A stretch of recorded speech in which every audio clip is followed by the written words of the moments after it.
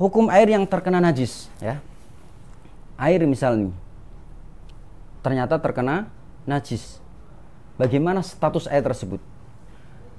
Jika air yang terkena najis lalu berubah sifatnya, rasanya, warnanya dan baunya, maka ulama sepakat itu najis karena berubah sifatnya.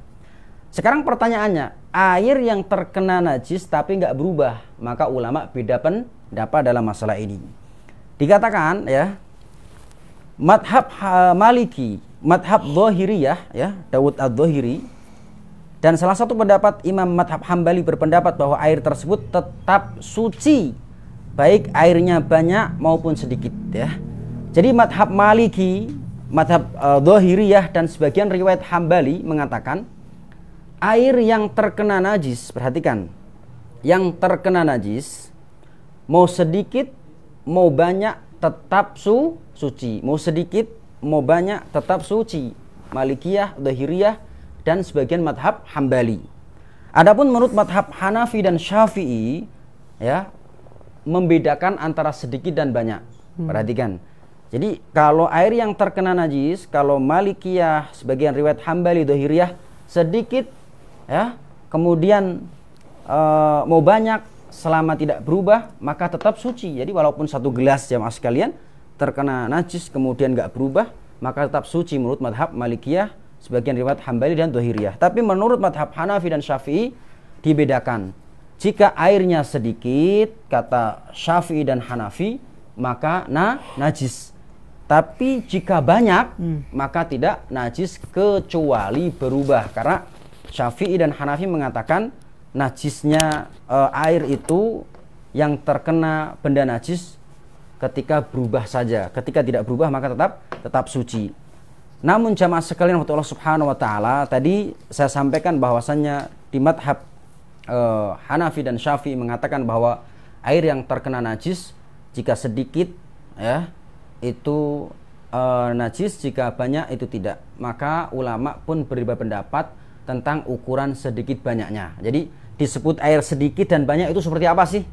Maka ulama pun beda pendapat. Madhab Hanafi mengatakan yang disebut dengan air banyak adalah air yang apabila, ya, di satu wadah, perhatikan, di satu wadah, lalu kemudian tiba-tiba kejatuhan najis di sisi sebagian sisinya, misalnya kotak atau bulat wadah ada air, kejatuhan di sisi sininya misal, lalu ternyata najis ini tidak bisa merata sampai sisi yang lainnya. Kalau nggak sampai merata maka disebut air banyak. Itu Hanafi. Sebagian ulama Hanafi mengatakan disebut air banyak adalah apabila air di sebuah wadah, ya, yang apabila di sebagian sisi wadah tersebut yang ada airnya kita gerakan, ya, kita goyang-goyang, dan ternyata sisi yang lain itu tidak bergerak, maka disebut air banyak, ya. Tapi kalau dia bergerak maka air sedikit. Itu menurut madhab Hanafi. Namun madhab Syafi'i dan sebagian riwayat Hambali mengatakan bahwa air yang banyak adalah air yang mencapai 2 kullah, dan yang tidak mencapai 2 kullah itu disebut air sedikit, ya. 2 kullah itu sekitar 270 liter, atau jika dalam ukuran wadah yang berbentuk persegi itu ukurannya 58 cm kali 58 cm. Jadi kalau punya wadah persegi 58 cm kali 58 cm itu disebut 2 kullah, ya. Itu dalam madhab Syafi'i. Itulah pembahasan tentang masalah ini.